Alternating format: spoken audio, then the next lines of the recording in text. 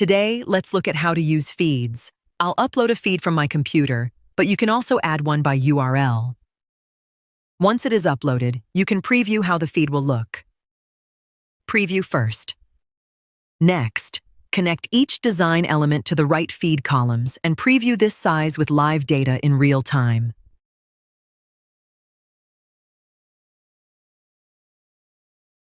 You can also open the grid with every variation, including all text, images, and values, and review the full table. From here, you can edit the feed or add a new row with all required data. Click Add Row, then add the product title, price, and image. Save the changes you made to the feed. The banner updates immediately with the new data. If one feed row is no longer needed, you can delete it directly inside the application. Feeds can also work with videos.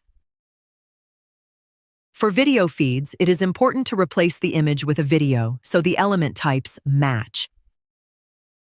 In this example, I use a feed by URL. Video feeds also have a preview. Use it to check how the text and media fit together. Now, let's look at exporting these banners. Inside one size, you can export all variations for that size. From the full size panel, you can download every variation across all available sizes. In this example, that means 10 variations for one size, or 40 variations across all sizes.